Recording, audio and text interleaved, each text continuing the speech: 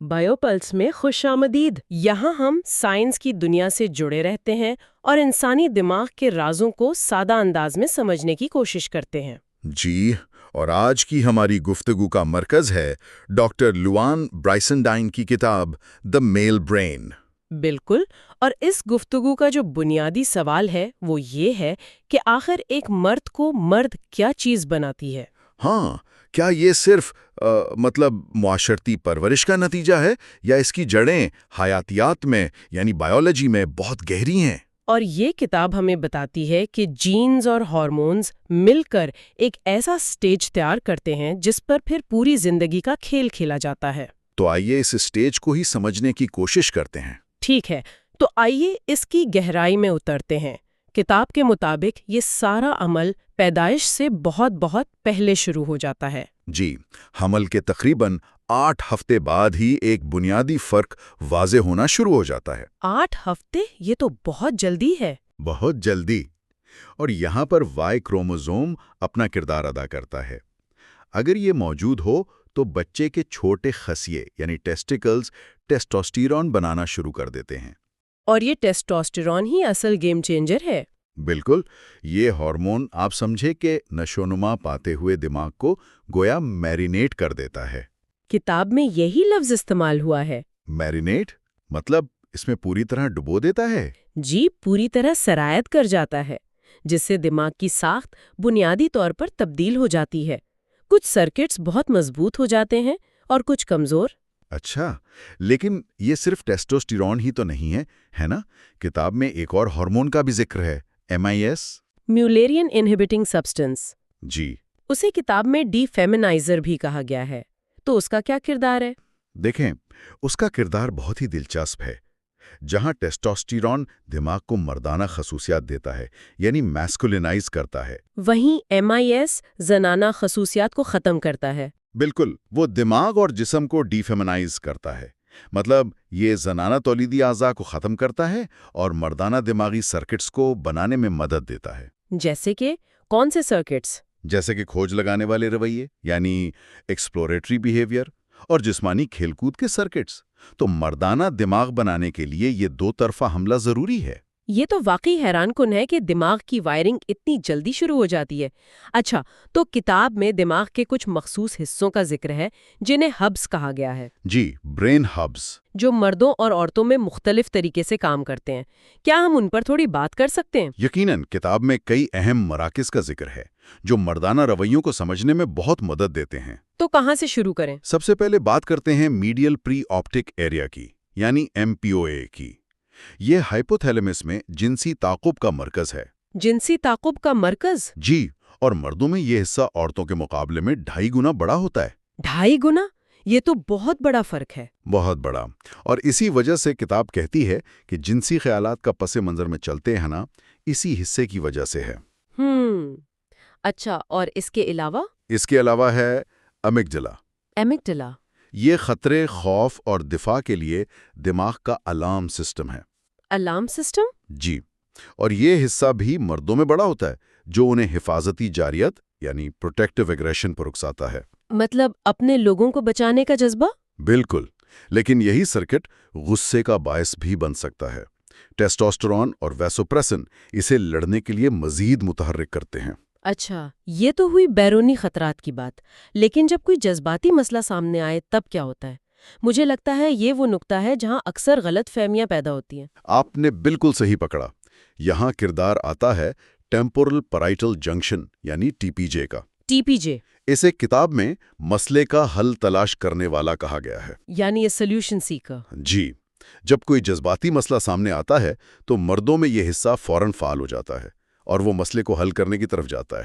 اچھا، تو وہ ہمدردی کا اظہار کرنے کے بجائے فوراً حل بتانے لگتا ہے۔ بالکل، فکس اٹ فاسٹ موڈ میں چلا جاتا ہے اور یہیں سے اکثر شکایت پیدا ہوتی ہے۔ یہ بات تو بہت دلچسپ ہے، کیونکہ اکثر یہی کہا جاتا ہے کہ مرد مسائل سنتے نہیں، بس حل بتانے لگتے ہیں۔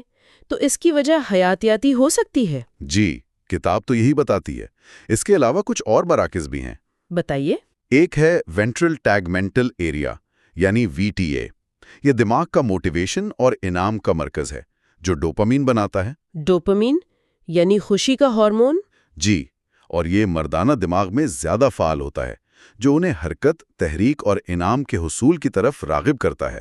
اچھا، لیکن اس سب کو کنٹرول کرنے والا بھی تو کوئی حصہ ہوگا، مطلب دماغ کا CEO؟ بالکل، پری فرنٹل کارٹیکس PFC یہ توجہ مرکوز کرنے اور بہتر فیصلے کرنے کا ذمہ دار ہے۔ اور یہ مردوں میں کیسا ہوتا ہے؟ یہاں ایک دلچسپ موڑ ہے۔ یہ حصہ عورتوں میں بڑا ہوتا ہے اور ان میں 1 سے 2 سال پہلے بالغ بھی ہو جاتا ہے۔ کیا مطلب؟ تو ایک طرف انعام حاصل کرنے کی شدید خواہش ہے VTA کی وجہ سے، جی، اور دوسری طرف اس خواہش کو کنٹرول کرنے والا سسٹم یعنی PFC وہ کمزور ہے اور دیر سے بالغ ہوتا ہے۔ آپ نے بالکل صحیح خلاصہ کیا۔ یہ ایک طاقتور ایکسیلریٹر اور کمزور بریکس والی گاڑی چلانے جیسا ہے، خاص طور پر نوجوانی میں۔ تبھی شاید لڑکے زیادہ خطرات مول لیتے ہیں۔ اسی سے جڑا ایک اور مرکز ہے، اینٹیریئر سنگولیٹ کارٹیکس یعنی ACC۔ اس کا کیا کام ہے؟ یہ فکر، پریشانی اور سزا کے خوف کا مرکز ہے، اور یہ مردوں میں چھوٹا ہوتا ہے۔ اوپر سے ٹیسٹوسٹیرون سزا کے بارے میں فکر کو مزید کم کر دیتا ہے۔ تو مطلب نتیجوں کی پرواہ کیے بغیر خطرہ مول لینے کا رجحان بڑھ جاتا ہے۔ بالکل۔ تو اگر ہم ان سب کو ملا کر دیکھیں تو ایک ایسی تصویر بنتی ہے کہ مردوں اور عورتوں کے دماغ زیادہ تر ایک جیسے ہیں۔ جی، بالکل ایک جیسے ہیں۔ لیکن ہارمونز اور کچھ مخصوص سرکٹس میں فرق ان کے رویوں، ان کی سوچ اور جذبات کو محسوس کرنے کے انداز میں ایک واضح فرق پیدا کر دیتا ہے۔ آپ نے بالکل صحیح کہا، اور یہ جاننا ہمیں منفی دقیانوسی تصورات سے نکل کر حیاتیاتی حقیقت کو سمجھنے میں مدد دیتا ہے۔ مطلب یہ سمجھنا کہ یہ رویے کسی کی بری نیت کی وجہ سے نہیں بلکہ شاید اس کے دماغ کی ساخت کی وجہ سے ہیں۔ جی، یہ سمجھنا ضروری ہے کہ یہ ایک بایولوجیکل بلو پرنٹ ہے جس پر پرورش، ماحول اور ذاتی انتخاب اپنی عمارت کھڑی کرتے ہیں۔ تو اس کا مطلب یہ نہیں کہ انسان اپنے حیاتیاتی رجحانات کا قیدی ہے۔ ہرگز نہیں، بلکہ یہ کہ ان رجحانات کو سمجھ کر بہتر فیصلے کیے جا سکتے ہیں، خود کو اور دوسروں کو بہتر سمجھا جا سکتا ہے۔ اور اس کے ساتھ ہی ایک سوال ذہن میں آتا ہے جسے ہم شاید اگلے حصے کے لیے چھوڑ سکتے ہیں، ضرور۔ کہ اگر یہ دماغی ساخت، یہ ہارڈ ویئر پیدائش سے پہلے ہی بن جاتا ہے تو بچپن کے تجربات اسے کس طرح مزید شکل دیتے ہیں؟ یہ بہت گہرا سوال ہے۔ اگلے حصے میں ہم اسی سوال کا جواب تلاش کریں گے اور بچے کے مردانہ دماغ دی بوائے برین پر بات کریں گے۔ ہمارے ساتھ رہیے گا۔ آج ہم اس سفر کو تھوڑا آگے بڑھائیں گے اور دیکھیں گے کہ پیدائش کے بعد کیا ہوتا ہے۔ آج کا موضوع ہے لڑکے کا دماغ یا دی بوائے برین۔ جی، آخر وہ کون سی حیاتیاتی قوتیں ہیں جو ایک نوزائیدہ بچے کو ایک متحرک، کھلنڈرے اور مقابلہ کرنے والے لڑکے میں بدل دیتی ہیں؟ آئیے اس پر گہری نظر ڈالتے ہیں۔ اور یہ واقعی ایک بہت دلچسپ سفر ہے۔ یہ صرف بڑے ہونے کا نام نہیں، بلکہ یہ ہارمونز اور اعصابی نظام کی ڈرامائی تبدیلیوں کا ایک، آپ کہہ سکتے ہیں کہ ایک سلسلہ ہے۔ ہاں، آج ہم ان حیاتیاتی بلو پرنٹس کو سمجھنے کی کوشش کریں گے جو لڑکوں کے کھیلنے، سیکھنے اور دنیا کو دیکھنے کے انداز کو تشکیل دیتے ہیں۔ بالکل۔ پیدائش کے فوراً بعد ہی مردانہ دماغ میں ایک انقلابی دور شروع ہو جاتا ہے۔ تو پیدائش کے بعد مردانہ دماغ کا پہلا مرحلہ کیا ہوتا ہے؟ کیا یہ ایک پرسکون دور ہوتا ہے؟ بالکل نہیں، بلکہ اس کے برعکس یہ ایک بہت بڑا مغالطہ ہے۔ پیدائش کے بعد پہلے سال میں لڑکے کا دماغ انفینٹائل پیوبرٹی یعنی بچپن کی بلوغت سے گزرتا ہے۔ بچپن کی بلوغت، یہ تو سننے میں ہی عجیب لگ رہا ہے۔ جی، اس دوران اس کے جسم میں ٹیسٹوسٹیرون کی سطح اتنی ہی ہوتی ہے جتنی ایک بالغ مرد میں ہوتی ہے۔ کیا واقعی ایک بچے میں اتنی زیادہ؟ جی ہاں، اور یہ ہارمونز کا سیلاب اس کے پٹھوں کو بڑا کرتا ہے، اس کی موٹر اسکلز کو بہتر بناتا ہے، جو اسے مستقبل میں سخت اور جسمانی کھیل یعنی رف اینڈ ٹمبل پلے کے لیے تیار کرتا ہے۔ اچھا، یعنی 1 سال کا طوفان، اور پھر کیا اس کے بعد سب کچھ پرسکون ہو جاتا ہے؟ بظاہر تو ایسا ہی لگتا ہے۔ اس کے بعد 1 سے 10 سال کی عمر تک جوونائل پوز کا دور شروع ہوتا ہے۔ جوونائل پوز؟ جی، ٹیسٹوسٹیرون کی سطح گر جاتی ہے، لیکن ایک اور بہت اہم ہارمون جسے میولرین انہیبیٹنگ سبسٹنس یا MIS کہتے ہیں، وہ بلند رہتا ہے۔ MIS، یہ میں نے پہلی بار سنا ہے۔ اسے ہرکولیز یا ڈی فیمینائزر بھی کہا جاتا ہے۔ اچھا۔ حمل کے دوران ٹیسٹوسٹرون دماغ کو مردانہ بناتا ہے، جبکہ MIS اسے زنانہ خصوصیات سے آپ کہہ سکتے ہیں کہ پاک کرتا ہے۔ یہ زنانہ تولیدی اعضاء کو ختم کرتا ہے اور کھوج لگانے اور جسمانی کھیل کے لیے مردانہ دماغی سرکٹس کو مضبوط کرتا ہے۔ تو یہ ایک طرح سے دماغ کو سکلپٹ کر رہا ہے؟ بالکل۔ ایک تحقیق میں جن چوہوں میں سے MIS ہارمون نکال دیا گیا، ان کا رویہ اور کھیلنے کا انداز مادہ چوہوں جیسا ہو گیا تھا۔ کمال ہے۔ اس سے اس ہارمون کی اہمیت کا اندازہ ہوتا ہے۔ تو یہ ہارمونز ہی ہیں جو اس مشہور کہاوت لڑکے تو لڑکے ہوتے ہیں کی بنیاد ہیں۔ آئیے اس بات کو تھوڑا اور کھولتے ہیں کہ لڑکے اور لڑکیوں کے کھیلنے کے انداز میں فرق صرف معاشرتی ہے یا اس کی جڑیں بائیولوجی میں ہیں؟ یہ فرق پیدائش کے ساتھ ہی شروع ہو جاتا ہے۔ پیدائش کے ساتھ ہی؟ جی ہاں، لڑکوں کا بصری نظام یعنی ویژول سرکٹ شروع سے ہی حرکت، جیومیٹریکل اشکال اور چیزوں کے کونوں پر زیادہ توجہ دیتا ہے۔ اس کے برعکس لڑکیاں چہروں کو زیادہ غور سے دیکھتی ہیں۔ یعنی یہ پہلے سے ہی وائرڈ ہے؟ بالکل، اور کھلونوں کی ترجیح بھی حیاتیاتی ہے۔ ریسس بندروں پر کی گئی ایک تحقیق بہت دلچسپ ہے۔ اچھا؟ ان بندروں کو کھلونوں کے بارے میں کوئی معاشرتی تربیت نہیں دی گئی تھی۔ ظاہر ہے۔ نر بندروں نے تقریباً ہمیشہ پہیوں والی گاڑی کا انتخاب کیا، جبکہ مادہ بندروں نے گڑیا اور گاڑی دونوں کے ساتھ برابر وقت گزارا۔ واہ، یہ تو بہت واضح ثبوت ہے۔ یہاں سے یہ بات بہت دلچسپ ہو جاتی ہے۔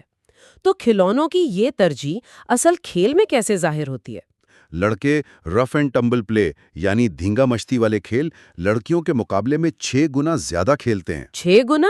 جی، اور یہ صرف توانائی کا اخراج نہیں، بلکہ اپنی جسمانی حدود کو جانچنے اور دنیا میں اپنی جگہ بنانے کا ایک طریقہ ہے۔ اچھا۔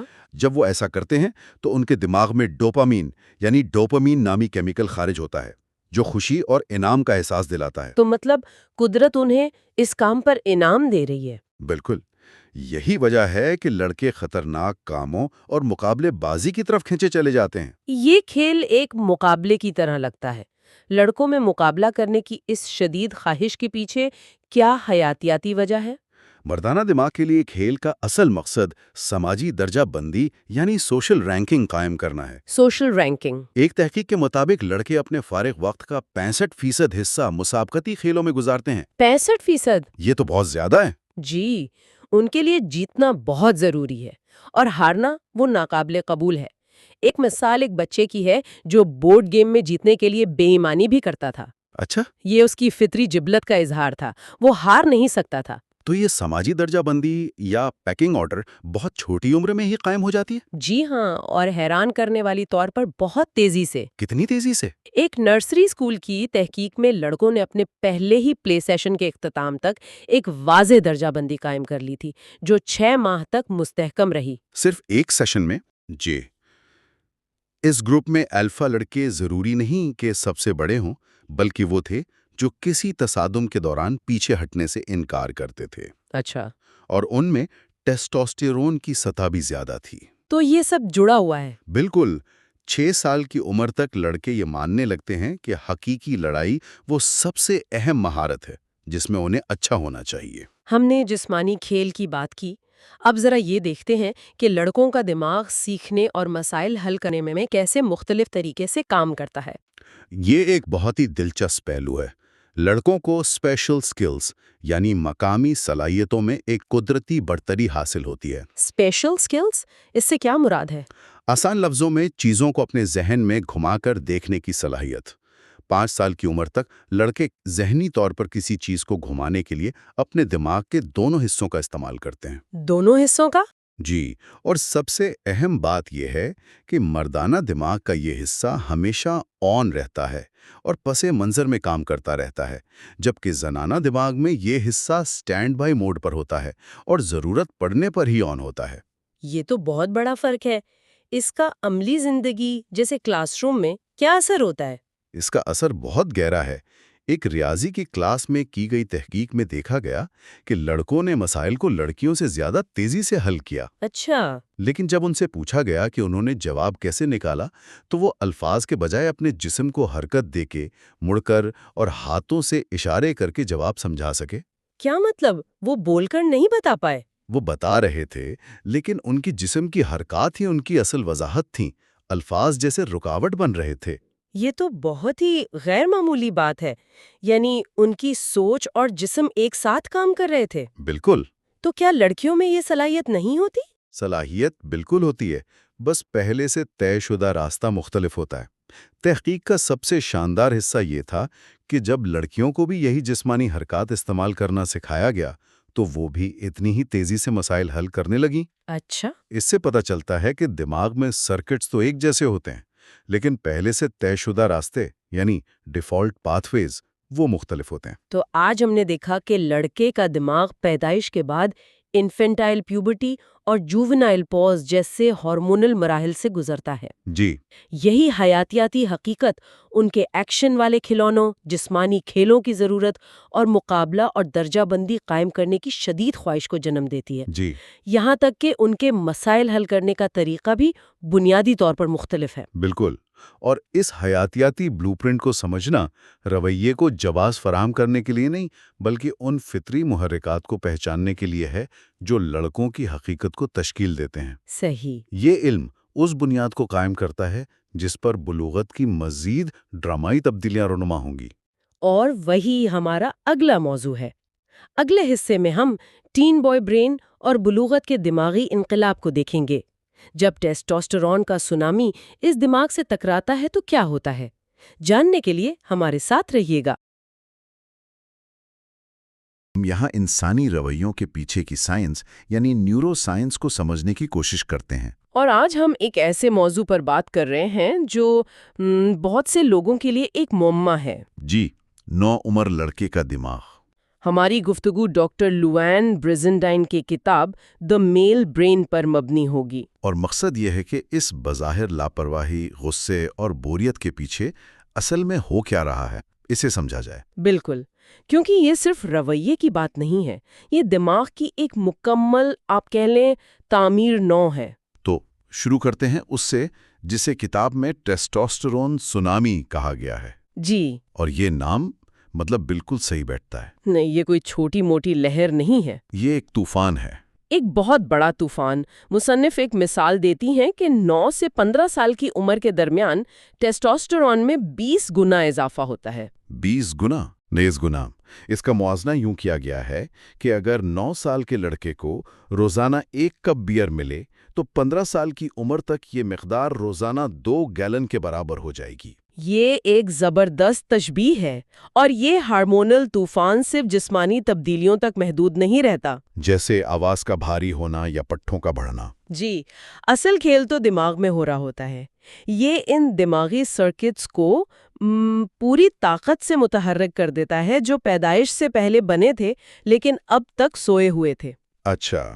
خاص طور پر دماغ کے ایک حصے ہائپوتھیلیمس میں جنسی سرگرمی کے سرکٹس لڑکیوں کے مقابلے میں 2.5 گنا بڑے ہو جاتے ہیں۔ 2.5 گنا؟ اسی وجہ سے ان کے خیالات پر جنسی دلچسپی حاوی ہونے لگتی ہے۔ یہ کوئی شعوری انتخاب نہیں ہے، یہ ایک بائیولوجیکل پروگرام ہے جو بس چل پڑتا ہے۔ تو یہ سونامی سے جنسی دلچسپی کوئی نہیں بڑھاتا، اس کا اثر ان کے رویے اور جذبات پر بھی ہوتا ہوگا۔ بہت گہرا اثر ہوتا ہے۔ کتاب میں ایک اور ہارمون کا بھی ذکر ہے، ویزوپریسن۔ جی، یہ دونوں مل کر کیا کرتے ہیں؟ جی، یہ ایک بہت طاقتور امتزاج ہے۔ ٹیسٹوسٹیرون انہیں مقابلہ کرنے پر اکساتا ہے اور ویزوپریسن وہ انہیں اپنے علاقے کا دفاع کرنے پر مجبور کرتا ہے۔ اپنا علاقہ؟ جیسے ان کا کمرہ یا دوستوں کا گروپ؟ جی بالکل، ان کا کمرہ، ان کا فون، دوستوں میں ان کی عزت، اور اب اس میں تیسرا عنصر بھی شامل کر لیں، تناؤ کا ہارمون کورٹیزول۔ اچھا۔ جب کسی لڑکے کو لگتا ہے کہ اس کی سماجی حیثیت یا علاقے کو چیلنج کیا جا رہا ہے، چاہے وہ کسی دوست کا ایک طنزیہ جملہ ہی کیوں نہ ہو۔ جی بالکل، تو یہ تینوں ہارمونز مل کر اس کے دماغ میں ایک خطرے کا الارم بجا دیتے ہیں۔ اور پھر لڑو یا بھاگو والا رد عمل شروع ہو جاتا ہے۔ کتاب کی وہ ہوم ورک کی جنگ والی مثال مجھے بہت اچھی لگی جی، کہ ایک لڑکا ہوم ورک کرنے بیٹھا ہے لیکن اس کا دماغ کہیں اور ہی ہے۔ وہ یا تو غصے میں ہے یا کسی کے خیال میں کھویا ہوا ہے۔ صحیح۔ وہ صرف سست یا لاپرواہ نہیں ہے، اس کا دماغ اس وقت پوری طرح سے بقا اور تولید کے سرکٹس کے قبضے میں ہے۔ تو اس حالت میں الجبرا کے سوال حل کرنا تو سا ہے، یعنی پری فرنٹل کارٹیکس وہ اس ہارمونل شور کے سامنے بے بس ہو جاتا ہے۔ تو آئیے اس پری فرنٹل کارٹیکس پر بات کرتے ہیں. اسے اکثر دماغ کا CEO کہا جاتا ہے. یہ اس طوفان کے سامنے اتنا بے بس کیوں ہے؟ دیکھیں، اس کی ایک وجہ تو ہارمونز کا شور ہے، اور دوسری وجہ یہ ہے کہ وہ CEO خود ابھی ٹرینی ہے. مطلب وہ ابھی مکمل طور پر بنا نہیں ہے؟ جی، نو عمر لڑکوں کا PFC 20 سال کی عمر کے بعد تک مکمل طور پر پختہ نہیں ہوتا. دلچسپ بات یہ ہے کہ لڑکیوں میں یہ حصہ 1 سے 2 سال پہلے ہی پختہ ہو جاتا ہے. اچھا. تو آپ یوں سوچیں کہ لڑکے کے دماغ میں ایکسلریٹر پورا دبا ہوا ہے، لیکن بریک ابھی بہت کمزور ہیں یا بعض اوقات ہوتے ہی نہیں ہیں. اور یہ ہمیں حقیقی زندگی میں نظر بھی آتا ہے، جیسے نو عمر ڈرائیورز. جی بالکل. تحقیق سے پتہ چلتا ہے کہ جب لڑکے اکیلے ڈرائیو کر رہے ہوں تو وہ محتاط ہوتے ہیں، لیکن جیسے ہی دوست گاڑی میں بیٹھتے ہیں خطرناک ڈرائیونگ کا امکان دگنا ہو جاتا ہے. یہ اس لیے کیونکہ دوستوں کی موجودگی ان کے دماغ کے انعام کے نظام کو یعنی ریوارڈ سسٹم کو متحرک کرتی ہے. اور وہ احساس اتنا طاقتور ہوتا ہے کہ کمزور PFC پر حاوی ہو جاتا ہے. بالکل. اس وقت خطرے کا احساس پس منظر میں چلا جاتا ہے. یہ جان بوجھ کر کی جانے والی بغاوت نہیں، یہ ایک زیر تعمیر دماغ کا نتیجہ ہے. اچھا، اب کچھ ایسی عادتوں پر بات کرتے ہیں جو والدین کو بہت پریشان کرتی ہیں. مثلاً یہ ہر وقت تھکے کیوں رہتے؟ کیا یہ صرف سستی ہے؟ نہیں، سستی بالکل نہیں ہے. اس کے بھی ایک ٹھوس حیاتیاتی وجہ ہے. وہ کیا ہے؟ نو عمری میں ان کے دماغ کی اندرونی گھڑی بائیولوجیکل کلاک وہ بدل جاتی ہے. ٹیسٹوسٹیرون دماغ کے ان خلیوں کو ریسیٹ کر دیتا ہے جو نیند اور جاگنے کو کنٹرول کرتے ہیں. مطلب وہ قدرتی طور پر رات کو دیر تک جاگنا اور صبح دیر سے اٹھنا چاہتے ہیں؟ جی، اور 14 سال کی عمر تک لڑکوں کا سونے کا وقت لڑکیوں سے بھی 1 گھنٹہ پیچھے چلا جاتا ہے. مسئلہ یہ ہے کہ اسکول کا وقت نہیں بدلتا. تو وہ مستقل نیند کی کمی کا شکار رہتے ہیں؟ بالکل. اور وہ جو مشہور بوریت ہے، سب کچھ بورنگ ہے والا رویہ، کیا وہ صرف ایک دکھاوا ہے؟ نہیں، وہ بھی حقیقی ہے. کتاب کے مطابق نو عمر لڑکوں کے دماغ کا خوشی اور انعام والا مرکز اس دور میں تقریباً بے حس ہو جاتا ہے. بے حس؟ جی، جن چیزوں سے انہیں بچپن میں خوشی ملتی تھی اب ان میں کوئی کشش باقی نہیں رہتی. ایک تحقیق میں جب انہیں خوفناک تصاویر دکھائیں گئیں تو ان کے دماغ نے بچوں یا بڑوں کے مقابلے میں بہت کم رد عمل ظاہر کیا. تو انہیں کچھ بھی محسوس کرنے کے لیے زیادہ شدید محرک چاہیے؟ بہت زیادہ شدید محرک. 1 منٹ رکیں. اگر ان کا انعام کا مرکز بے حس ہے اور انہیں زیادہ شدید محرک کی ضرورت ہے اور ساتھ ہی ان کا PFC یعنی CO بھی کمزور ہے، تو یہ ایک بہت خطرناک امتزاج بن جاتا ہے. بالکل. ایکسلریٹر پوری طرح دبا ہوا ہے اور بریک ہے ہی نہیں. آپ نے مسئلے کی جڑ پکڑ لی. یہی وہ خطرناک امتزاج ہے جو انہیں تیز رفتار ڈرائیونگ، خطرناک کھیلوں اور ایکشن سے بھرپور ویڈیو گیمز کی طرف راغب کرتا ہے. اور اسی دوران سماجی زندگی میں بھی ایک بہت بڑی تبدیلی آتی ہے. والدین کی رائے پیچھے چلی جاتی ہے اور دوستوں کی رائے سب سے اہم ہو جاتی ہے. جی، اس کی وجہ دماغ کا ایک حصہ ہے جسے روسٹرل سنگولیٹ زون یا RCZ کہتے ہیں. RCZ؟ یہ سماجی منظوری یا نامنظوری کا بیرومیٹر ہے. نو عمری میں اس کی سیٹنگز مکمل طور پر بدل جاتی ہیں. اور دوستوں کے منظوری والدین سے زیادہ اہم ہو جاتی ہے؟ کہیں زیادہ اہم. اس کی وجہ ارتقائی ہے. ہمارے آباء و اجداد کے لیے اپنے قبیلے میں قبولیت زندگی اور موت کا مسئلہ تھی. اچھا. اس لیے نو عمر دماغ کے لیے دوستوں کی طرف سے مسترد کیا جانا ایک جان لیوا خطرہ محسوس ہوتا ہے، چاہے منطقی طور پر ایسا نہ بھی ہو. یہ تو بہت دلچسپ ہے. اس کا مطلب ہے کہ وہ صرف اندر سے ہی نہیں بدل رہے بلکہ دنیا کو دیکھنے کا ان کا انداز بھی بدل رہا ہے. مصنف اسے مردانہ رنگ کے چشمے پہننا کہتی ہیں. بالکل. اس سے کیا مراد ہے؟ اس سے مراد یہ ہے کہ ٹیسٹوسٹیرون اور ویزوپریسن ان کی حقیقت کو سمجھنے کے انداز کو بدل دیتے ہیں.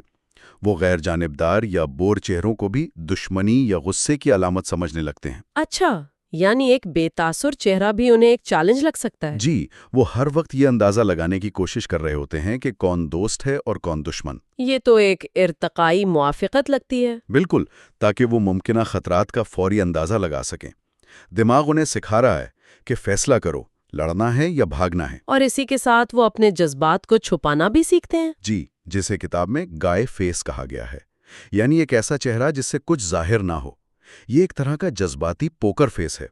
تاکہ سماجی میدان میں کوئی انہیں کمزور نہ سمجھ سکے۔ تو اگر ہم اس سب کا خلاصہ کریں، نوعمر لڑکے کا دماغ ٹیسٹوسٹیرون کے طوفان سے گزر رہا ہے، اس کا سی ای او کمزور ہے، اس کا نیند اور انعام کا نظام پوری طرح بدل چکا ہے، اور وہ دنیا کو ایک نئے، زیادہ مقابلہ جاتی چشمے سے دیکھ رہا ہے۔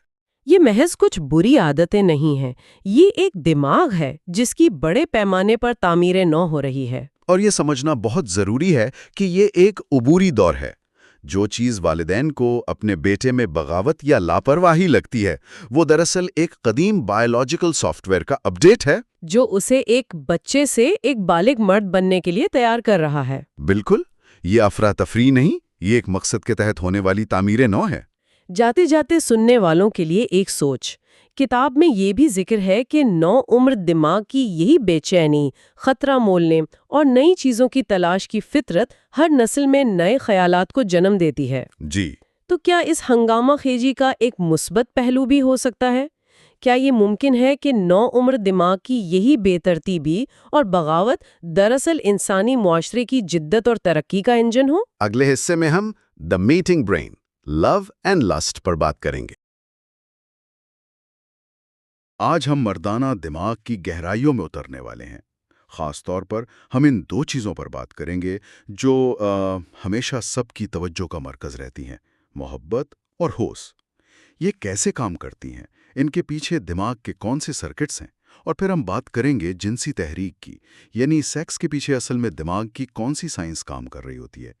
اس سب کو سمجھنے کے لیے ہمارے پاس ڈاکٹر لوان برزنڈائن کی مشہور کتاب دا میل برین کے کچھ بہت ہی دلچسپ حصے ہیں۔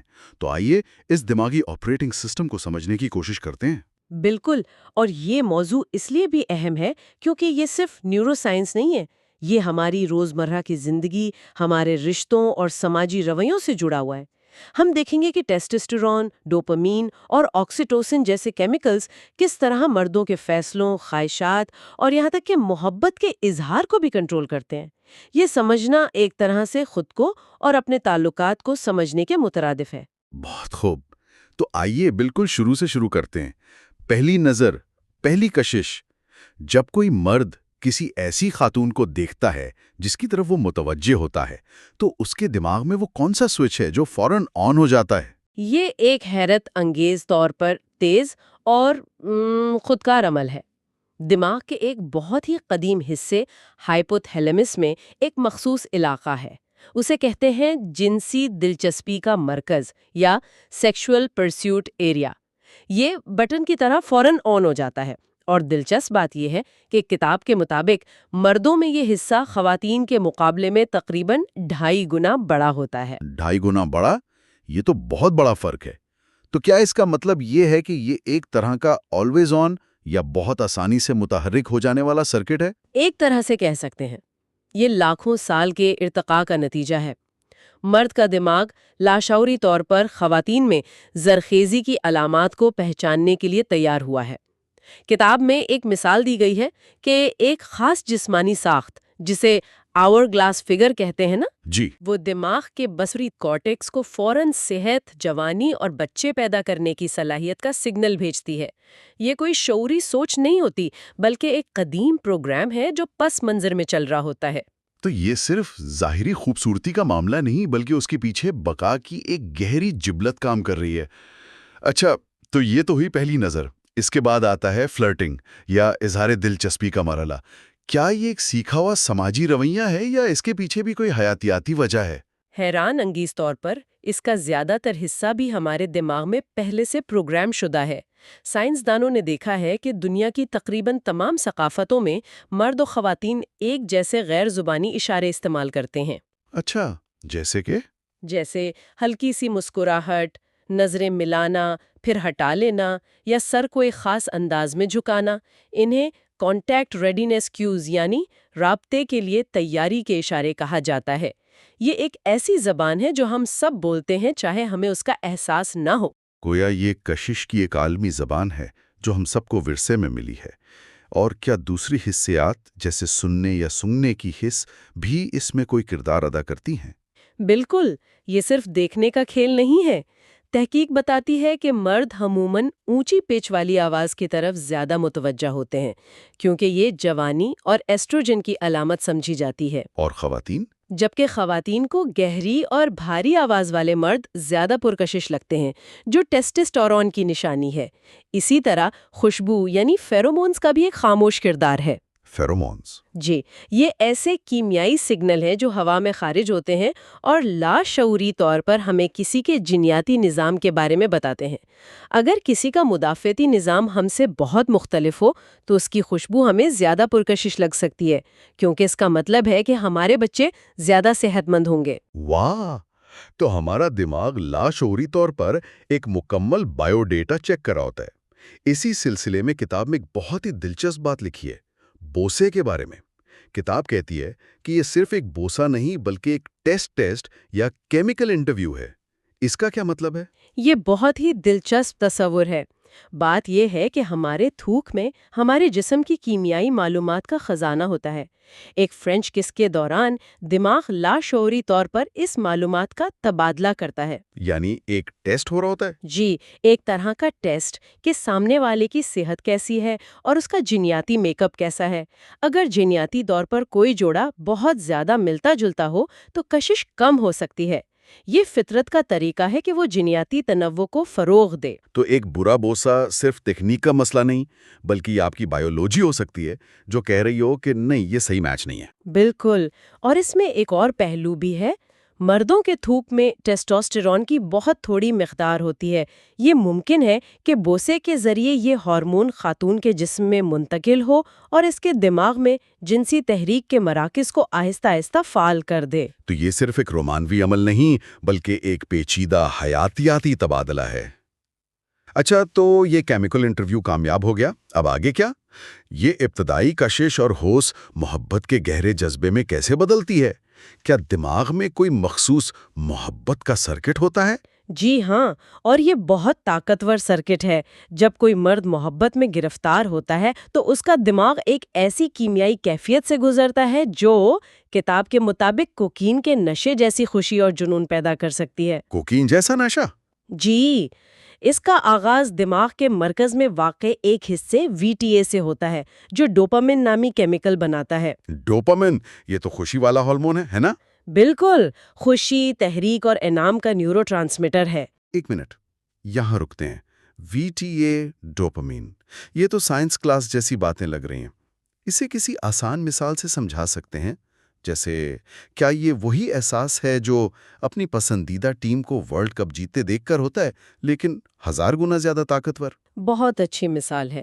بالکل، یہ وہی ریوارڈ سسٹم ہے، لیکن محبت میں یہ انتہائی شدت اختیار کر لیتا ہے۔ VTA سے نکلنے والا ڈوپامین دماغ کے ایک اور حصے NAC میں جاتا ہے، NAC؟ جو خوشی کے اینٹیسپیشن کا مرکز ہے۔ یعنی آپ کو صرف اس شخص سے مل کر ہی خوشی نہیں ہوتی بلکہ اس سے ملنے کا سوچ کر ہی خوشی ہونے لگتی ہے۔ اس پورے نظام کو ٹیسٹوسٹیرون اور ویزوپریسن جیسے ہارمونز مزید طاقت دیتے ہیں جو لگاؤ اور ملکیت کا احساس پیدا کرتے ہیں۔ اور نتیجہ؟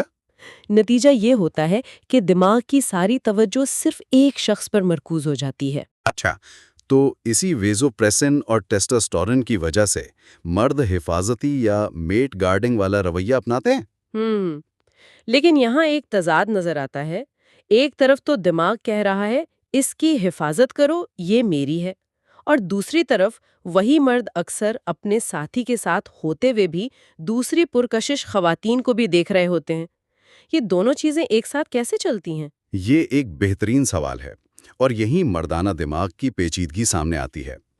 یہ دونوں رویے ایک ہی دماغ سے آتے ہیں لیکن ان کے سرکٹس بالکل مختلف ہیں۔ مختلف سرکٹس؟ جی، میٹ گارڈنگ کا تعلق محبت اور لگاؤ کے سرکٹ سے ہے جو ویزوپریسن اور ٹیسٹوسٹیرون سے چلتا ہے۔ یہ اپنے ساتھی اور اپنے علاقے کے دفاع پر اکساتا ہے، جبکہ دوسری پرکشش خواتین کو دیکھنا دماغ کے لسر سرکٹ کا ایک خودکار اور فوری رد عمل ہے۔ یعنی ایک ریفلیکس ایکشن۔ بالکل، یہ ایک بصری تحریک پر مبنی ریفلیکس ایکشن ہے جو عموماً چند سیکنڈ میں ختم ہو جاتا ہے۔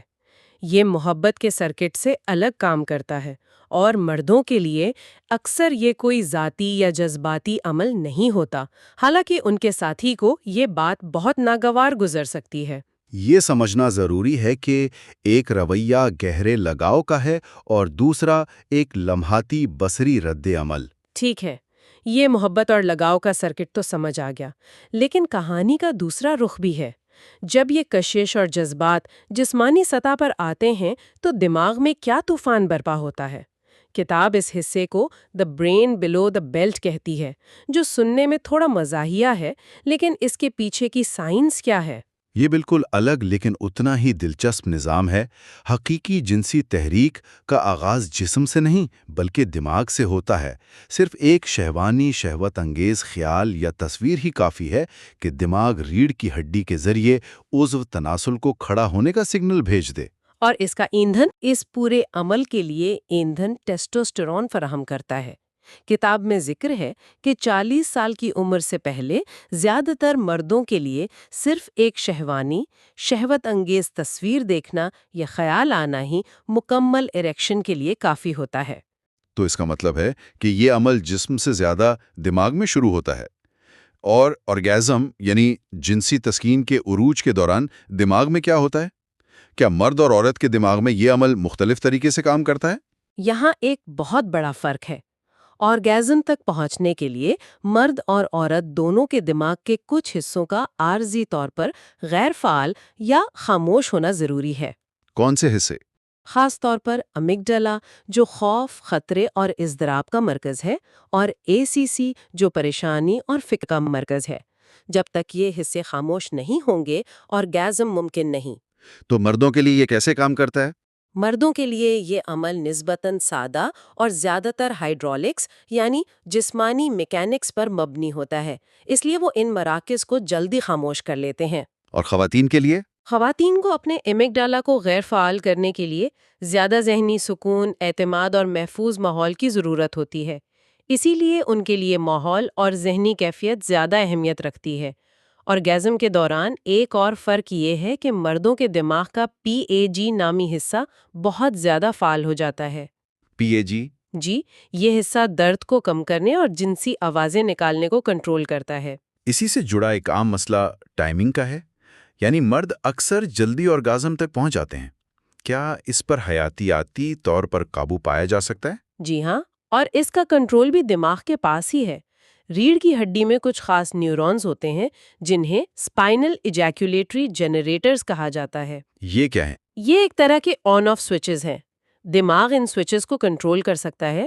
مرد اپنے دماغ کی توجہ جنسی مراکز سے ہٹا کر اس عمل کو سست کر سکتے ہیں۔ اچھا، کیسے؟ کتاب میں کچھ طریقے بتائے گئے ہیں، جیسے ذہنی طور پر ریاضی کے مشکل سوالات حل کرنا یا کسی ناگوار چیز کے بارے میں سوچنا، تاکہ دماغ کا ڈسگسٹ سینٹر یعنی نفرت کا مرکز فعال ہو جائے۔ اس سے جنسی تحریک کا سرکٹ عارضی طور پر کمزور پڑ جاتا ہے۔ اور اس سے وقت پر قابو پایا جا سکتا ہے؟ جی، تجربہ کار مرد 7 سے 13 منٹ یا اس سے بھی زیادہ دیر تک خود پر قابو پانا سیکھ سکتے ہیں۔ اور آخر میں وہ سوال جو شاید صدیوں سے پوچھا جا رہا ہے، مرد سیکس کے فوراً بعد سو کیوں جاتے ہیں؟ کیا یہ بوریت یا عدم دلچسپی کی نشانی ہے، جیسا کہ عام طور پر سمجھا جاتا ہے؟ نہیں، یہ ایک بہت بڑی غلط فہمی ہے اور اس کے پیچھے خالص حیاتیات ہے۔ اس کی وجہ آکسیٹوسن نامی ہارمون ہے، جسے کڈل ہارمون بھی کہتے ہیں۔ آکسیٹوسن؟ جی، آرگیزم کے بعد مرد اور عورت دونوں کے جسم میں آکسیٹوسن کی بڑی مقدار خارج ہوتی ہے، جو ایک پرسکون اور لگاؤ کا احساس پیدا کرتی ہے۔ تو پھر فرق کہاں آتا ہے؟ خواتین میں یہ ہارمون انہیں بات چیت کرنے، گلے ملنے اور جذباتی طور پر جڑنے پر اکساتا ہے، لیکن مردوں میں تحقیق سے پتہ چلتا ہے کہ آکسیٹوسن کا یہ اخراج سیدھا دماغ کے نیند کے مرکز کو متحرک کرتا ہے۔ اچھا۔ اس لیے مردوں کے لیے یہ ایک طاقتور نیند کی گولی کی طرح کام کرتا ہے۔ یہ محض ایک حیاتیاتی رد عمل ہے، نہ کہ عدم دلچسپی کی علامت۔ تو آج ہم نے دیکھا کہ مردانہ دماغ میں محبت، ہوس اور جنسی تحریک کے لیے کتنے پیچیدہ، طاقتور اور اکثر خودکار نظام موجود ہیں۔ ٹیسٹوسٹیرون ایندھن فراہم کرتا ہے، ڈوپامین نشے جیسی خوشی دیتا ہے، और ऑक्सीटॉक्सिन, लगाव और फिर नींद का बाइस बनता है। ये सब ऐसे रवैयों को जन्म देते हैं जो अक्सर हमारे शऊरी कंट्रोल से बाहर होते हैं। बिल्कुल। और यहाँ सोचने की बात यह है कि अगर ये सब कुछ हमारी कदीम हयातियात और इर्तिकाई विरासत का हिस्सा है, तो आज की जदीद दुनिया और जदीद रिश्तों में इसका क्या मतलब है?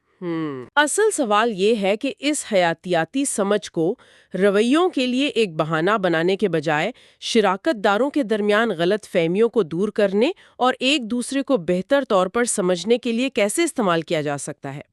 क्या हम अपनी कदीम वायरिंग को समझकर इससे बेहतर तरीके से निपट सकते हैं?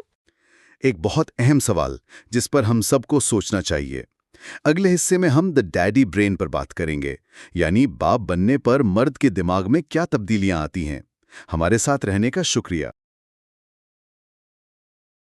आज का मौजू बहुत ही दिलचस्प है। हम अक्सर बाप बनने के अमल को एक सामाजी या नफ्सियाती तब्दीली के तौर पर देखते हैं, लेकिन आज हम इसके हयातियाती पहलू पर गौर करेंगे।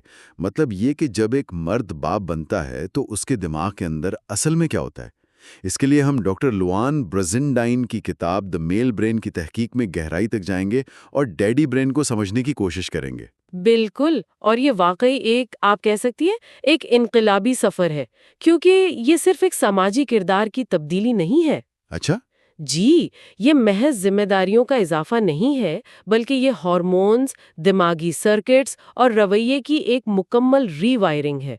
एक ऐसी हयाती तब्दीली जो एक मर्द की पूरी हकीकत को बुनियादी तौर पर बदल देती है। ठीक है, तो फिर शुरू करते हैं। किताब में टिम नामी एक शख्स की कहानी है जिसे पता चलता है कि वो बाप बनने वाला है, और उसकी खुशी के साथ ही उस पर एक शदीद घबराहट भी तारी हो जाती है। जी, वो सोचता है कि मेरी जिंदगी हमेशा के लिए बदल जाएगी। और तहकीक यही बताती है कि ये कोई गैर मामूली रद्द अमल नहीं है। अक्सर मर्दों को बाप बनने की खबर मिलने के 4 से 6 हफ्तों बाद सबसे ज्यादा परेशानी महसूस होती है। और यही आप देखें, यही वो नुक्ता है जहां से हयातियाती कहानी शुरू होती है। ये घबराहट सिर्फ नफ्सियाती नहीं है, ये इस बात का इशारा है कि दिमाग और जिस्म एक बहुत बड़ी तब्दीली के लिए तैयारी कर रहे हैं। मतलब जिस्मानी सतह पर भी? जी हाँ, हमल के दौरान मर्द के जिस्म में भी तब्दीलियां आना शुरू हो जाती हैं। उसका प्रोलैक्टिन नामी हार्मोन, जिसे कुछ लोग मजाक में मिस्टर माम हार्मोन भी कहते हैं, वो बढ़ जाता है। अच्छा? और इसके बरक्स टेस्टोस्टेरॉन की सतह कम हो जाती है। एक मिनट, ये तो बहुत हैरानकुन बात है।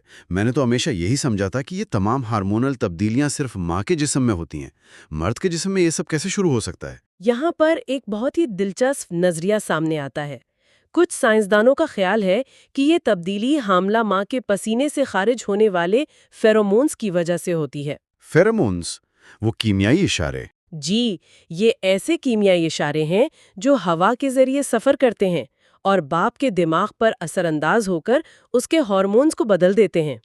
क्या आप ये कह रही हैं कि माँ की बायोलॉजी बाप के सिस्टम को एक तरह से हाईजैक कर रही है ताकि उसे वालिद बनने के लिए तैयार किया जा सके? ये तो बिल्कुल साइंस फिक्शन जैसा लगता है। एक तरह से ऐसा ही है। ये फितरत का एक तरीका है जिससे इस बात को यकीनी बनाया जाता है कि दोनों वालिदैन आने वाले बच्चे की परवरिश के लिए हयातियाती तौर पर तैयार हों। और इस हार्मोनल तब्दीली का कोई इर्तिकाई मकसद भी होगा? बिल्कुल है। टेस्टोस्टेरॉन में कमी जिनसी ख्वाहिश को कम करती है ताकि बाप की तवज्जो और वसाइल का मरकज आने वाला बच्चा बन सके। दिमाग कह रहा होता है, अब तवज्जो का मरकज बदलने का वक्त आ गया है। ये तो कमाल है, यानी बाप बनने का एहसास इतना गहरा है कि ये सिर्फ सोच तक महदूद नहीं बल्कि जिस्म पर भी असर करता है। मैंने कुवैत सिंड्रोम के बारे में भी सुना है, जिसे हमदर्दाना हमल कहते हैं। जी हाँ, जहाँ मर्दों को हकीकत में मतली और वजन बढ़ने जैसी अलामात महसूस होने लगती हैं। सही। और ये उसी गहरे हयातियाती ताल्लुक की एक और मिसाल है। ये जाहिर करता है कि बाप बनने का अमल कितना गहरा जिस्मानी और आसाबी है। तो जिस्म हमल के दौरान ही इन हैरत अंगेज तरीकों से तैयारी कर रहा होता है। लेकिन असल तब्दीली, डैडी ब्रेन का मरकजी मरहला, तो बच्चे की आमद के बाद शुरू होता है। और मैंने सुना है कि इस सब का आगाज एक बहुत ही मखसूस आवाज से होता है। बिल्कुल, बच्चे के रोने की आवाज। ये आवाज बाप के दिमाग की रीवायरिंग का सबसे बड़ा मुहर्रिक है। अच्छा। اگرچہ ماں اور باپ دونوں کا دماغ اس پر رد عمل ظاہر کرتا ہے، لیکن MRI تحقیق سے پتہ چلتا ہے کہ ماں کے دماغ کے جذباتی مراکز زیادہ شدت سے فعال ہوتے ہیں۔ شاید اسی لیے وہ بچے کے رونے پر پہلے پہنچ جاتی ہے۔ لیکن اس کا مطلب یہ نہیں کہ باپ کے دماغ پر کوئی اثر نہیں ہوتا۔ بالکل نہیں۔ تو باپ کے دماغ میں کیا ہوتا ہے جب وہ اپنے بچے کو روتے ہوئے سنتا ہے؟ یہ آواز باپ کے دماغ میں دیکھ بھال کی جبلت کو جگاتی ہے۔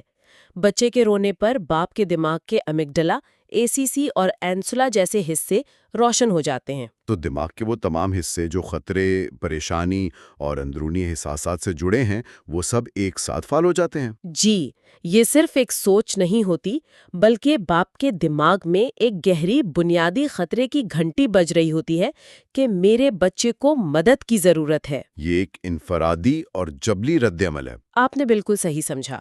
یہ باپ کو عمل کرنے پر مجبور کرتا ہے۔ اور پھر اس کا مثبت پہلو بھی ہے۔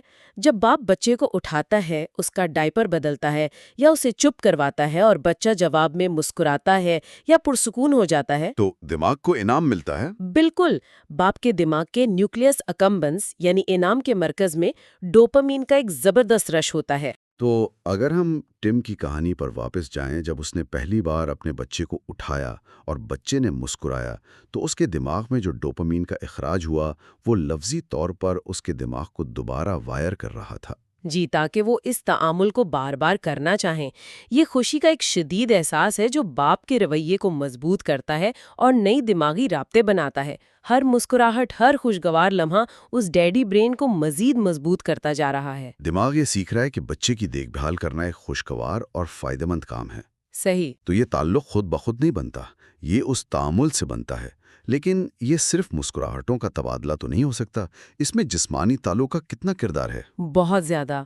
جسمانی لمس بہت اہم ہے۔ مارموسٹ بندروں پر کی گئی ایک بہت دلچسپ تحقیق میں دیکھا گیا کہ جو باپ اپنے بچوں کو دن میں 15 گھنٹے سے زیادہ اٹھاتے تھے، ان کے دماغ کے پری فرنٹل کورٹیکس میں پری فرنٹل کارٹیکس یعنی دماغ کا سوچنے سمجھنے والا حصہ؟ جی، وہ حصہ جو منصوبہ بندی اور فیصلے کرتا ہے، تو ان بندروں کے پری فرنٹل کورٹیکس میں دوسرے بندروں کے مقابلے میں زیادہ خلیات اور رابطے بن گئے۔ تو یہ صرف ایک احساس نہیں ہے، آپ کہہ رہی ہیں کہ بچے کو اٹھانے کا عمل حقیقی معنوں میں باپ کے دماغ کی ساخت کو بدل دیتا ہے؟ جی ہاں، یہ جسمانی طور پر دماغ کی ساخت کو بدل دیتا ہے، اور پری فرنٹل کورٹیکس کا حصہ اس لیے اہم ہے کیونکہ یہیں پر پرولیکٹن، آکسیٹوسن اور ویزوپریسن جیسے فادرنگ ہارمونز کے ریسیپٹرز ہوتے ہیں۔ اچھا۔ اس کا مطلب یہ ہے کہ بچے کی عملی دیکھ بھال، اسے اٹھانا، اسے چھونا، دماغ کے ان حصوں کو براہ راست متحرک کرتا ہے جو والدین کے رویے کو کنٹرول کرتے ہیں۔ یہ صرف ایک احساس نہیں، یہ نیورو سائنس ہے۔ اس عمل کو سمجھانے کے لیے کوئی خاص اصطلاح بھی ہے؟ جی، اسے ہم آہنگی یا سنکرنی کہتے ہیں۔ یہ باپ اور بچے کے درمیان بار بار ہونے والی بات چیت ہے، جیسے آنکھ مچولی کھیلنا، چہرے کے تاثرات کی نقل کرنا یا ایک دوسرے کی آوازوں پر رد عمل دینا۔ ایک طرح کا تال میل۔ بالکل۔ ڈاکٹر روتھ فیلڈمین کی تحقیق کے مطابق یہ ہم آہنگی والدین کے رویے کو فروغ دینے کے لیے بہت ضروری ہے۔ یہ وہ تال میل ہے جو باپ اور بچے کے دماغ کو ایک دوسرے سے جوڑتا ہے اور ان کے درمیان ایک مضبوط رشتہ قائم کرتا ہے۔ تو جو میں سمجھ رہا ہوں وہ یہ ہے کہ والد صرف دوسری ماں نہیں ہوتے، ان کا پورا حیاتیاتی نظام انہیں ایک بالکل مختلف لیکن اتنا ہی اہم پرورش کا انداز اپنانے کی طرف لے جاتا ہے۔ آپ نے بہت اہم نقطہ اٹھایا ہے۔ والد کا کردار مختلف اور منفرد ہے۔ مثال کے طور پر، والد کا بچوں کے ساتھ کھیلنے کا انداز اکثر مختلف ہوتا ہے۔ کیسے؟ زیادہ متحرک، غیر متوقع اور چیلنجنگ۔ وہ بچے کو ہوا میں اچھالتے ہیں، اس کے ساتھ کشتی لڑتے ہیں، جسے رف اینڈ ٹمبل پلے کہتے ہیں۔ یہ سننے میں تو تھوڑا خطرناک لگتا ہے۔ کیا اس کا کوئی فائدہ بھی ہے؟ اس کا ایک بہت گہرا فائدہ ہے۔ جرمنی میں کی گئی ایک 15 سالہ تحقیق سے پتہ چلا کہ جن بچوں کے والد ان کے ساتھ یہ جسمانی کھیل کھیلتے تھے، وہ جوانی میں زیادہ خود اعتماد بنے۔ اچھا۔ جی، اور وہ اپنے جذبات پر بہتر قابو پانے والے اور سماجی طور پر زیادہ باصلاحیت بنے۔ یہ کھیل انہیں اپنی جسمانی حدود کو سمجھنے اور خطرات کا اندازہ لگانے میں مدد دیتا ہے۔ کوئی مثال دے سکتی ہیں؟ جی، جیسے جب ایک باپ اپنی بیٹی کے ساتھ کشتی لڑتا ہے اور وہ کہتی ہے بس بابا درد ہو رہا ہے، تو وہ فوراً رک جاتا ہے۔ اس ایک لمحے میں بچی نے اپنی حد کا اظہار کرنا اور باپ نے اس کا احترام کرنا سیکھا۔ والد کے تعلق بنانے کا ایک اور طریقہ خاص طور پر بیٹوں کے ساتھ چھیڑ چھاڑ یعنی ٹیزنگ کا بھی ذکر کیا گیا ہے۔ اس میں توازن کیسے رکھا جاتا ہے؟ کہیں یہ حد پار کر کے بچے کے لیے پریشانی کا باعث تو نہیں بنتا؟ یہ ایک بہترین سوال ہے۔ یقیناً اس میں توازن بہت ضروری ہے۔ ایک صحت مند باپ کی چھیڑ چھاڑ ہمیشہ محبت اور مذاق پر مبنی ہوتی ہے، تذلیل پر نہیں۔ تو اس کا مقصد کیا ہے؟ یہ بظاہر ایک مذاق لگتا ہے، لیکن یہ بچوں کو دوسروں کے ذہن کو سمجھنے، سماجی اشاروں کو پڑھنے اور چالاکیوں کو پہچاننے میں مدد دیتا ہے۔ یہ انہیں سکھاتا ہے کہ ہر بات کو لفظی طور پر نہیں لینا چاہیے اور سماجی حالات کی پیچیدگیوں کو کیسے سمجھنا ہے۔ یہ تو زندگی کے لیے ایک بہت اہم سماجی مہارت ہے۔ بالکل۔ اور بات کرنے کا انداز، کیا اس میں بھی کوئی فرق ہوتا ہے؟ ہاں، بہت بڑا فرق ہوتا ہے۔ اسے ڈیڈی ٹاک کہا جاتا ہے۔ مائیں اکثر بچوں کی زبان میں بات کرتی ہیں، جسے مدرنیز کہتے ہیں۔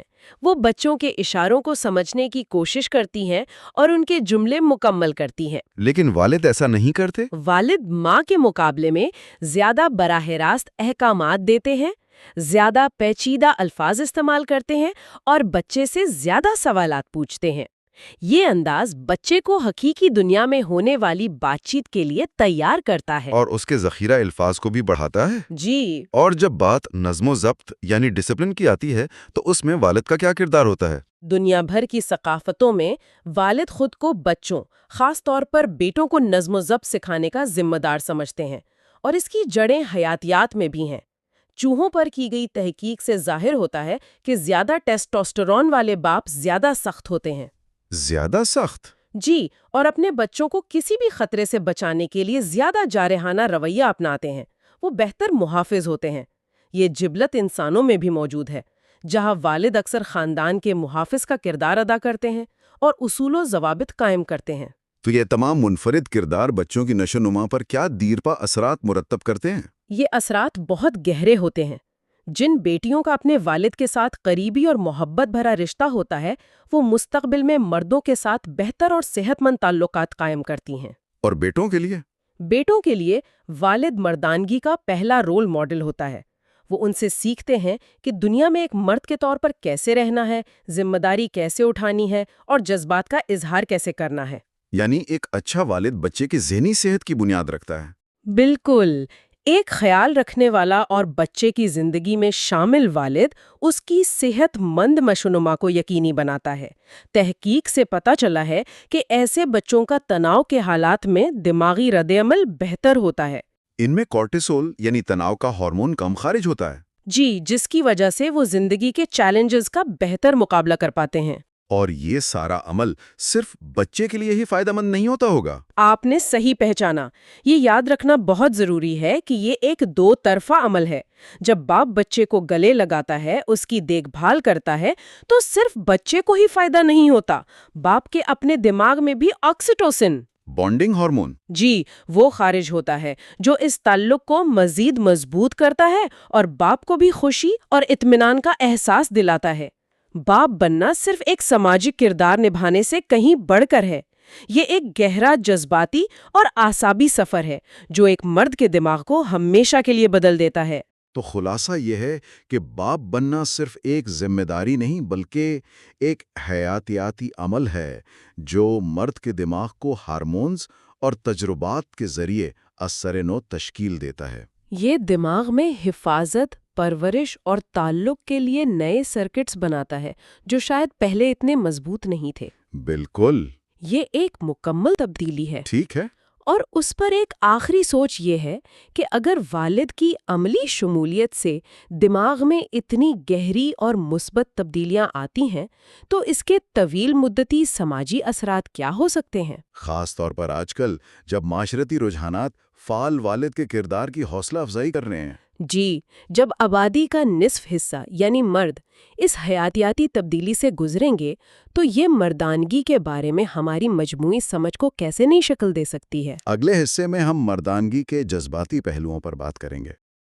بایوپلس میں خوش آمدید.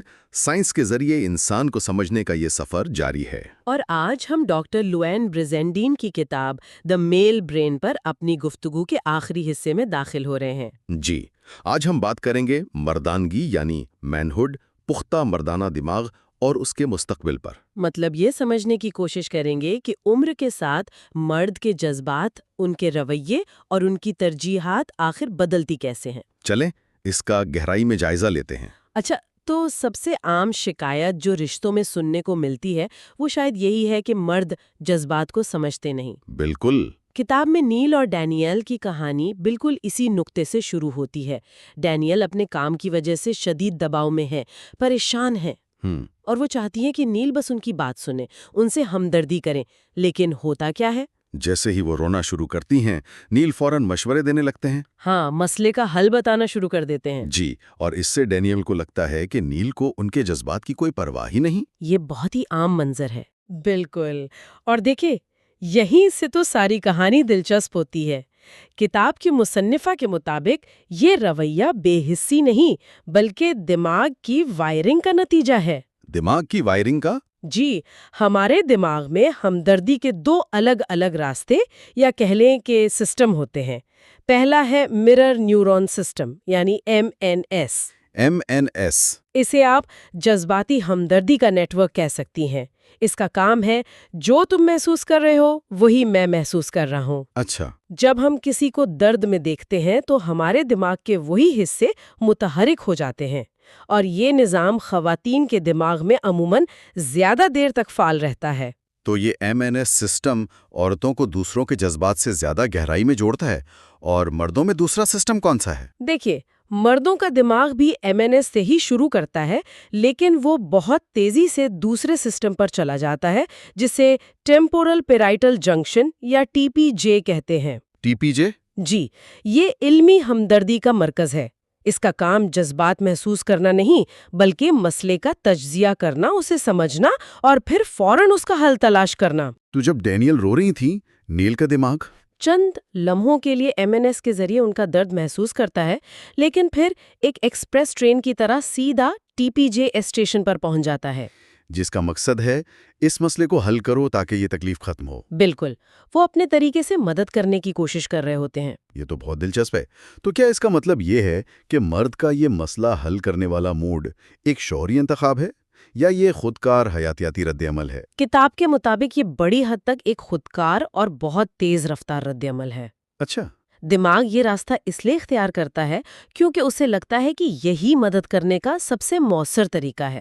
اسی سے جڑی ایک اور دلچسپ چیز ہے، گائے فیس یا پوکر فیس. ہاں، پوکر فیس والی بات تو بہت عام ہے، لیکن مجھے لگا تھا کہ یہ صرف ایک سماجی رویہ ہے. کیا اس کے پیچھے بھی کوئی سائنس ہے؟ جی بالکل. کتاب میں ایک تحقیق کا ذکر ہے جس نے اس راز سے پردہ اٹھایا.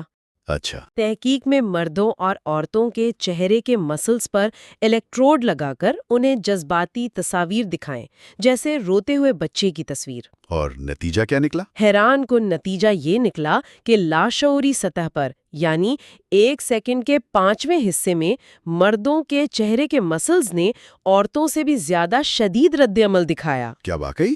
یہ تو بالکل الٹ کہانی ہے. یعنی اندرونی طور پر وہ زیادہ محسوس کر رہے تھے؟ بالکل، لیکن صرف 2.5 سیکنڈ کے اندر. جیسے ہی دماغ نے اس معلومات کو شعوری طور پر پروسیس کیا، مردوں نے اپنے تاثرات کو مکمل طور پر دبا لیا. جبکہ عورتوں کے چہرے پر وہی تاثرات مزید گہرے ہو گئے. جی، مصنفہ کہتی ہیں کہ یہ ایک خودکار رد عمل بن جاتا ہے. اس کا تعلق ٹیسٹوسٹرون اور ویزوپریسن جیسے ہارمونز سے ہے جو دماغ کو فوری عمل اور کنٹرول کی طرف مائل کرتے ہیں. اور زنانہ دماغ میں ایسٹروجن اور آکسیٹوسن کا اثر زیادہ ہوتا ہے جو تعلق اور جذبات کو فروغ دیتے ہیں. بالکل صحیح.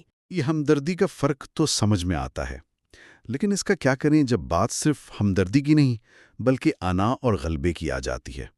ہاں، کتاب میں جو اور ماریا کی کہانی اسی نقطے کو بہت اچھے سے بیان کرتی ہے، جہاں ایک ٹیکسی ڈرائیور سے معمولی جھگڑے پر جو غصے سے آگ بگولا ہو جاتے ہیں. یہ مردانہ انا کے کلاسک کیس ہے، اور اس شدید رد عمل کے پیچھے بھی دماغی ساخت اور ہارمونز کا ہی کھیل ہے. اچھا، وہ کیسے؟ دیکھیں، پہلی وجہ تو یہ ہے کہ مرد کے دماغ میں غصے اور جارحیت کو کنٹرول کرنے والا حصہ یعنی سیپٹم عورت کے مقابلے میں نسبتاً چھوٹا ہوتا ہے۔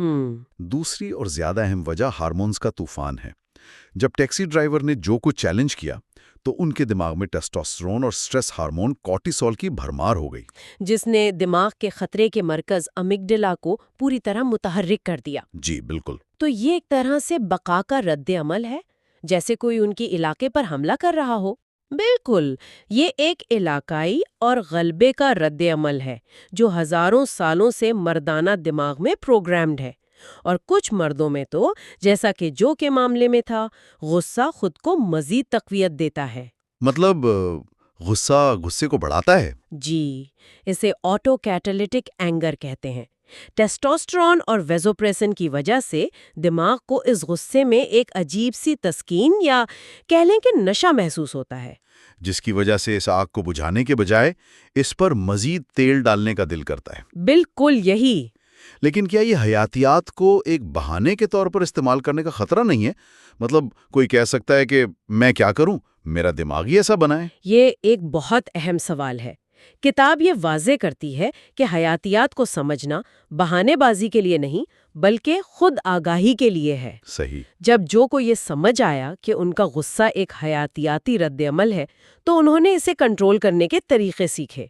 تو علم طاقت بن جاتا ہے، بہانہ نہیں۔ اور یہی اصول کام کی جگہ پر بھی لاگو ہوتا ہے، خاص طور پر جب درجہ بندی یا ہائرارکی غیر مستحرک ہو، جیسے نیل کی کہانی میں ہوا تھا۔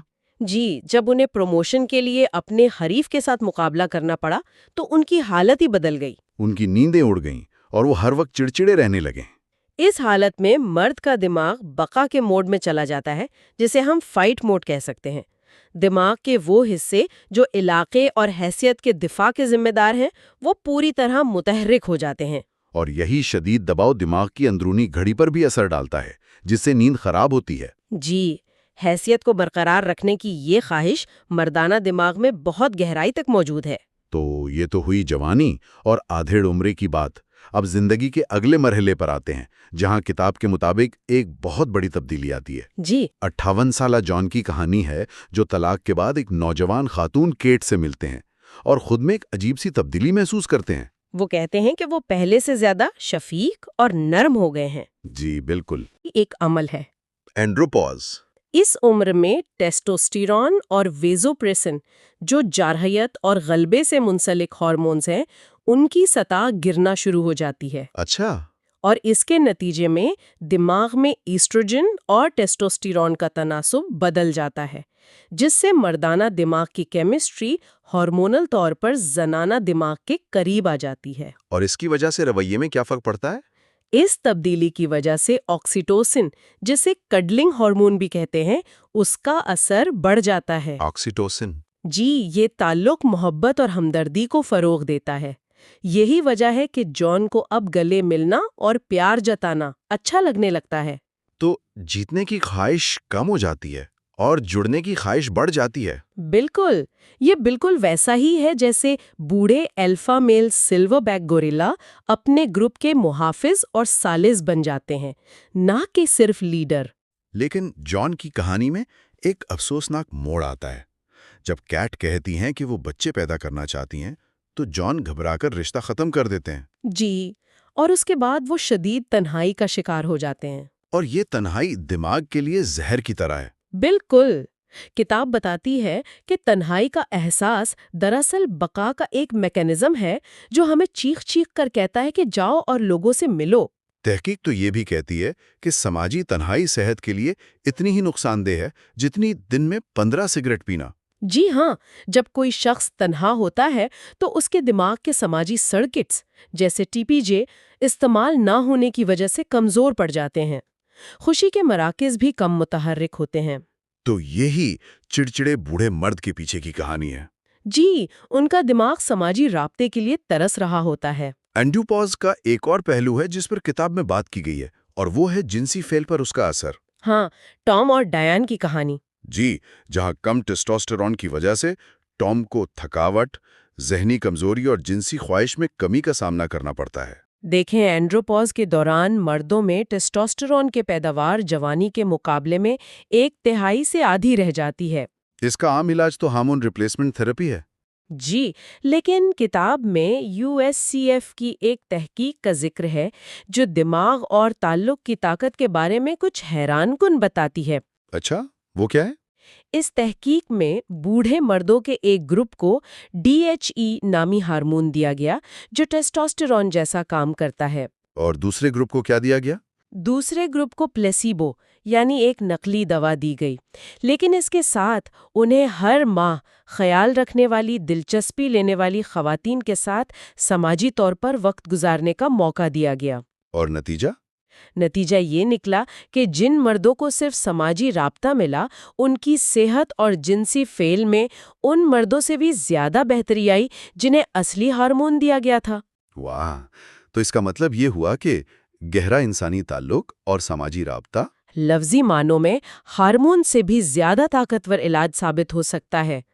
یہ تو ناقابل یقین ہے۔ بالکل، اس تحقیق سے یہ ثابت ہوتا ہے کہ دماغ کو صحت مند رکھنے کے لیے سماجی اور جذباتی ماحول کتنا ضروری ہے۔ اور یہی ہمیں کہانی کے آخری اور سب سے خوبصورت حصے کی طرف لے جاتا ہے، دادا یا نانا کا دماغ۔ جی، ٹام جو اپنی بیٹی کے ساتھ جوانی میں بہت سخت تھے، وہی ٹام اپنے پوتے کے ساتھ ایک بالکل مختلف انسان بن جاتے ہیں۔ انتہائی شفیق، صبر والے اور محبت کرنے والے دادا بن جاتے۔ جی، ایسا کیوں ہوتا ہے؟ یہ اتنی بڑی تبدیلی کیسے آتی ہے؟ اسے ماہرین نفسیات جنریٹیوٹی کا مرحلہ کہتے ہیں۔ یہ وہ عمر ہے جب انسان کی توجہ اپنی ذات، اپنی کامیابی سے ہٹ کر آنے والی نسل اور معاشرے کی بھلائی پر مرکوز ہو جاتی ہے۔ اچھا، ارتقائی نقطہ نظر سے بھی دادا اور نانا انسانی بقا کے لیے ہمیشہ بہت اہم رہے ہیں۔ وہ خاندان کو وسائل اور تحفظ فراہم کرتے تھے، جس سے بچوں کے زندہ رہنے کے امکانات بڑھ جاتے تھے۔ تو ٹام کا اپنے پوتے کے ساتھ جو گہرا لگاؤ تھا، وہ دراصل ان کے دماغ میں ہونے والی ایک گہری حیاتیاتی اور نفسیاتی تبدیلی کی عکاسی تھی۔ بالکل صحیح۔ تو اس پورے سفر کا خلاصہ کیا ہے؟ مردانہ دماغ کا مستقبل کیا ہے؟ یہ کتاب ہمیں کیا بتاتی ہے؟ دیکھیں، کتاب کا سب سے بڑا پیغام شاید دماغ کی لچک ہے، یعنی برین پلاسٹیسٹی۔ Brain plasticity. حیاتیات بنیاد تو فراہم کرتی ہے، لیکن یہ کوئی پتھر کی لکیر نہیں۔ ماحول، تجربات، رشتے اور ہماری اپنی کوششیں دماغ میں دیر پا تبدیلیاں لا سکتی ہیں۔ یعنی حیاتیات کو سمجھنا ہمیں اپنے رویوں کو بہتر بنانے کا موقع دیتا ہے۔ جی، اسے اس طرح سمجھیں کہ حیاتیات ایک گھر کا ابتدائی نقشہ ہے، لیکن زندگی کے تجربات اور ہمارے انتخاب وہ تزئین و آرائش ہے جو ہم عمر بھر اس گھر میں کرتے رہتے ہیں۔ اور کتاب کا ضمیمہ بھی اسی طرف اشارہ کرتا ہے، جہاں جنسی رجحان کے حیاتیاتی پہلوؤں پر بات کی گئی ہے۔ جی، وہ حصہ یہ واضح کرتا ہے کہ دماغ کی وائرنگ کتنی پیچیدہ اور متنوع ہو سکتی ہے۔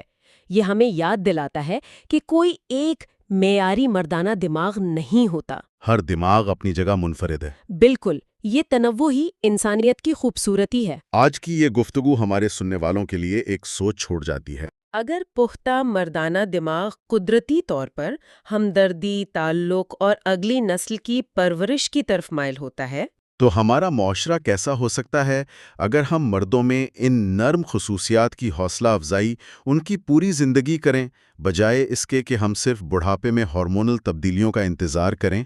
یہ تھا دا میل برین کا مکمل سائنسی سفر۔ بائیو پلس کو سبسکرائب کریں اور سائنس کی دنیا میں ہمارے ساتھ جڑے رہیں۔